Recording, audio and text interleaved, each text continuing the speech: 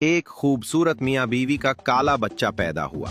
शौहर गुस्से से बोला, मैं गोरा तुम भी गोरी, तो बच्चा काला क्यों हुआ? चालाक बीवी बोली, जानू आप गर्म थे और मैं भी गर्म हो गई थी, तो बच्चा जल गया होगा। बस में एक आदमी अपने 10 बच्चों के साथ कहीं जा रहा था। बच्चे बहुत शोर मचा रहे थे। बस स्टॉप पर बस रुकी तो एक बुजुर्ग आदमी अपनी लाठी से ठक ठक करते हुए बस में चढ़ा। तो बच्चों का बाप बोला, हजरत अगर आप अपनी लाठी के आगे रबड़ चढ़ा लें तो ये शोर नहीं करेगी। बुजुर्ग बोले, अगर यही काम तुमने किया होता और अपनी लाठी पर रबड़ चढ़ा लिया होता तो वाकई इतना शोर ना होता। और अभी तो रुको, क्लाइमैक्स तो अभी बाकी है। हमजा अपनी फुफ्फो के साथ लूडो खेल रहा था। हमजा बोला, फुफ्फो अपनी चाल चलो। बस फिर क्या, फुफ्फो ने हमजा का रिश्ता तोड़वा दिया।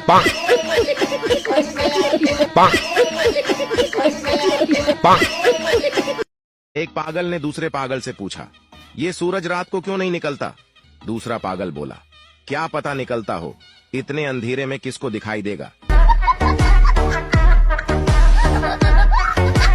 पठान बीवी को दफना कर घर आया तो आसमान रजने लगे, बिजली कड़की और तूफान आया। पठान ने आसमान की तरफ देखा और बोला, लगता है पहुंच गई है।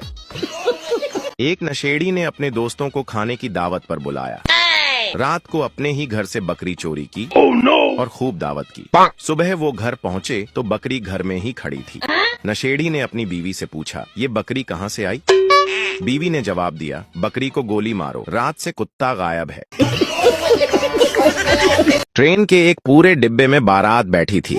एक आदमी को जब कहीं जगह न मिली तो वह भी उसी डिब्बे में आकर बैठ गया। ट्रेन चल पड़ी। कुछ देर बाद बारातियों ने एक डिब्बा खोला और उसमें से मीठे चावल निकाले और सारी बारात में बांट दिए, लेकिन उस आदमी को नहीं दिए। वह चुपचाप बैठा रहा कि कोई बात नहीं, शायद उन्होंने मुझे देखा नहीं।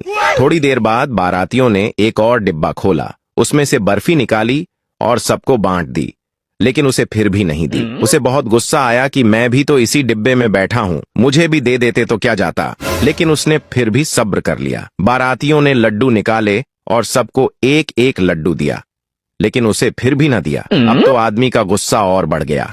वह खड़ा हुआ और जोर से बोला, अल्लाह करे इस डिब्बे पर बिजली गिरे और तुम सब मर जाओ।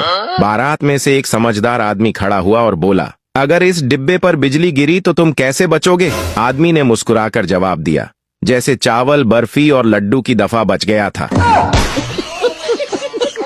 एक दफा शेर और मुर्गे की गहरी दोस्ती हो गई थी। शेर ने मुर्गे से कहा, अगर तुम्हें कोई भी मसला हो तो आजान देना, मैं फौरन आ जाऊंगा। एक दिन मुर्गा आराम से दाने चुग रहा था कि उसने देखा एक गीदड़ उसे घूरते हुए उसकी तरफ बढ़ रहा है। मुर्गा जल्दी से दरख्त पर चढ़ गया और आजान देने लग गया। आजान की आवाज सुनते ही गीदड़ चालाकी से बोला, नीचे आ जाओ, नमाज पढ़ते हैं। मुर्गे ने समझदारी से जवाब दिया, रुको, इमाम साहब को आने दो। गीदड़ ये सुनते ही चौंक गया। जैसे ही उसने शेर को अपनी तरफ आते देखा, वो अपनी जान बचाने के लिए भागने लगा।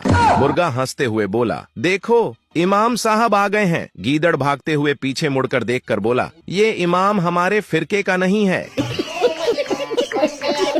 मजीद ऐसे फनी वीडियोस देखने के लिए हमारे अकाउंट को लाजमी फॉलो करें।